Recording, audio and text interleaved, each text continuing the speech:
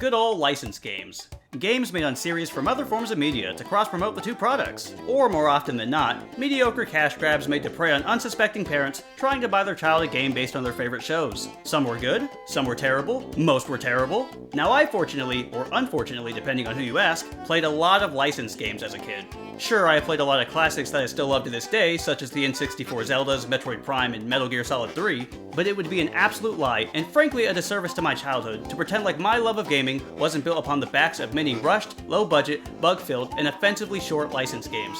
Now at a certain point in my life I had made the conscious decision to forget they all existed, but recently they somehow managed to weasel their dirty little behinds back into my subconscious. So now being unwillingly subjected to my past, I thought it would be fun to talk about some of the licensed games I played as a kid. Now growing up, my go-to systems were the GameCube and the Wii, which had a huge library of licensed games, a lot of which were based on the TV shows and movies I liked as a child. This meant that when most people went to their local game store and bought something of quality, like Mario Sunshine or Smash Bros. Melee, there I was in the dark, dingy corner, foaming at the mouth to buy yet another Spongebob game. And let me tell you, there were a lot of them. Weirdly enough though, having played like 5 of them, I gotta say the Spongebob games were easily some of the higher quality licensed games of the bunch. Maybe that's pure nostalgia and they were and still are complete garbage, but as far as I remember, they were kinda sick. Now I mainly played 3 of them, being Battle for Bikini Bottom, Creature from the Krusty Krab, and one based off the SpongeBob movie. Now, there's not much to talk about with SpongeBob SquarePants the movie the game, as it mostly just followed the events of the movie, but I feel like I had to at least mention it for making David Hasselhoff's back a fully fledged boss arena, even though they clearly didn't intend for you to explore all of it. But then there's Creature from the Krusty Krab, which was just the weirdest shit. The entire game takes place in the character's dreams, and you would just go from racing as a disfigured SpongeBob to stripping superhero Patrick, and then you'd be trying to outrun a giant mutant Krabby Patty as Plankton, and oh, now Plankton's a kaiju, and we gotta level the city. As a kid, I remember distinctly not ever understanding what was happening, and looking back, I don't think I was really meant to. But anyway, then you got Battle for Bikini Bottom, which is like the quintessential SpongeBob game. After Plankton builds an army of robots in a vain attempt to steal the Krabby Patty secret formula, they all go rogue, and it's up to SpongeBob, Patrick, and Sandy to save the town. Now the game is pretty standard 3D platformer affair. You go through multiple worlds, collect golden spatulas to progress, and gain abilities as the game goes on. A lot of people to this day consider it a cult classic. It controls well, has good music, and has kind of a nice art style for a game released in 2003. And naturally, my copy stopped working. I don't know why. I just know that one day I got home from school, put the game in, sat down with some snacks, and got hit with the disc could not be read screen. And it really made me think about my own mortality. Moving on, Shrek 2. Now I know Shrek nowadays is mostly brought up as a meme, but Shrek 2 is actually a great movie, and of course to capitalize on that, they had to make a game. It ended up being a 4-player beat-em-up, and with that, there was a lot more violence in this game compared to the movie, which is saying a lot. You pretty much just go around and beat the living hell out of anything that moves, often with little reason. Like early in the game, there are some snails just hanging around Shrek's swamp, and you can just absolutely obliterate them for no other reason than you felt like it. And all of your transgressions go pretty unpunished until you reach the kingdom of Far Far Away, and then all of a sudden the game has a GTA wanted system, which gets you pursued by the slowest and least combat-ready knights of all time. It's no wonder the king has the player helping him with all of his problems, because I don't think his personal guards would be able to stop senior citizens from breaking out of a retirement home, let alone defend the city. Now I gotta give the devs props though, because they must have realized the gameplay was pretty basic, because there was a clear effort to make the gameplay more interesting by adding constant minigames and puzzles. If moving a box 3 feet can be considered a puzzle. Overall though, it was a pretty good game. Now staying in the beat 'em up genre, we have the Teen Titans game.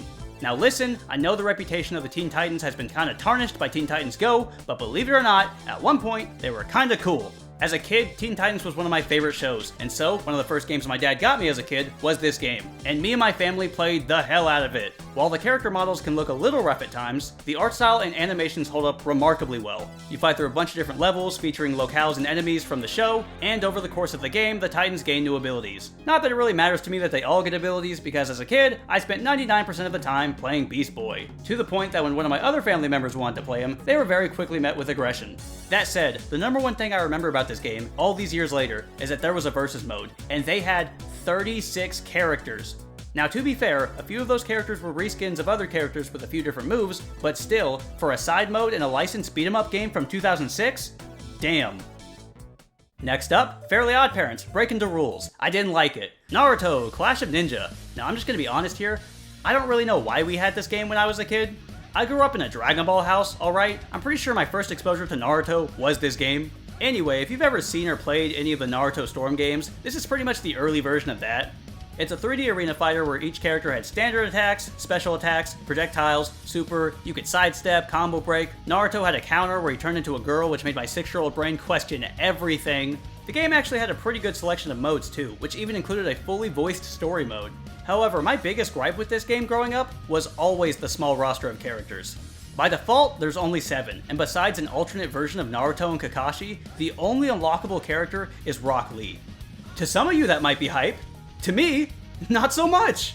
But yeah, the roster was laughably small. I mean, come on. Teen Titans had 36 characters. That said, if I'm gonna be completely honest, I almost exclusively played this dude with a big sword named Zabuza and just spammed the same 4-hit string, and let me tell you, that combo won me games, bro. Okay, so Kung Fu Panda for Wii is kind of a weird one for me. This is one of those games where I don't think I played it very much, but for some reason it's like a core memory of my childhood. It's an action-adventure game that follows the plot of the movie, and is one of the few times as a kid I remember noticing how cheap a game was. Now I know this is a Wii-era licensed game, and should be treated as such, but I'm just saying, even as a developing child, I was bothered by the stiff animations, lazy visual effects, and downright awful sound design.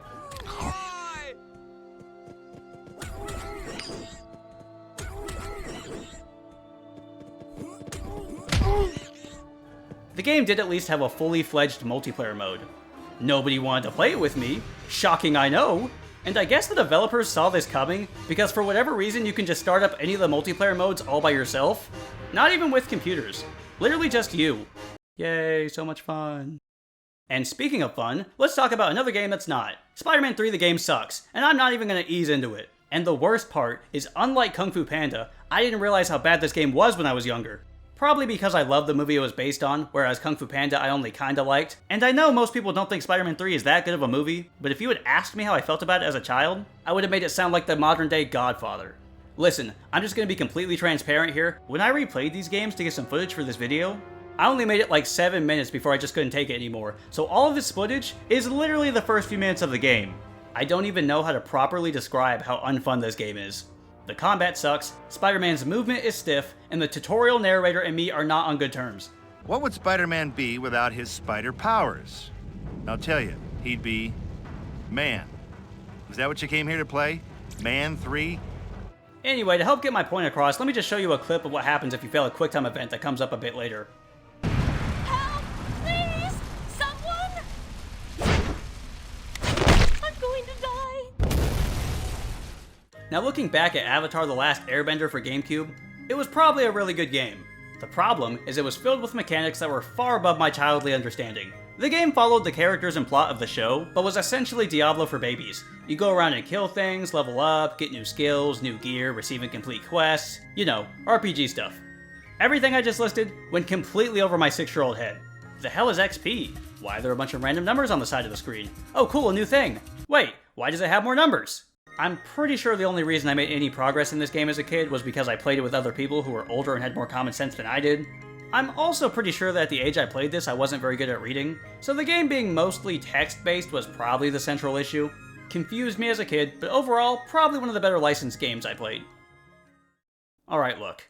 I'm just going to be very direct about this last one, because this game provided me with an obnoxiously high amount of pain and suffering as a child.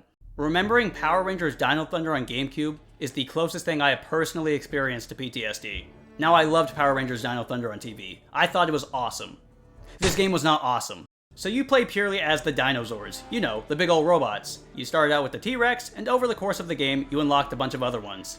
In each of the game's missions, one of the Rangers would brief you on the objective, which was almost always just go blow that thing up, or go blow several things up. Each of the Zords only had a few attacks, with some focusing on melee and some on projectiles, and they moved around at different speeds, and the pterodactyl could fly. Neat. Anyway, on to why I hate this game.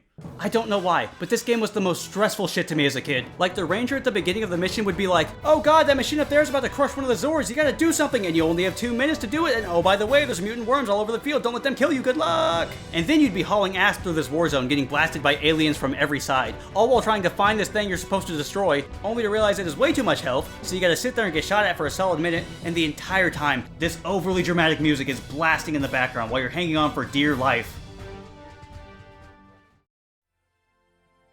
At least that's how I remembered it as a kid, because going back to it as an adult, it was pretty chill. The worst part about this whole ordeal is I don't think I ever beat this game when I was younger, only to find out now that this game isn't even 2 hours long. I said at the beginning of the video that I had made the active choice to forget these games existed, and I'm pretty sure that's because thinking about my childhood licensed games always brought me back to thinking about this game, and that just wasn't good for my mental health.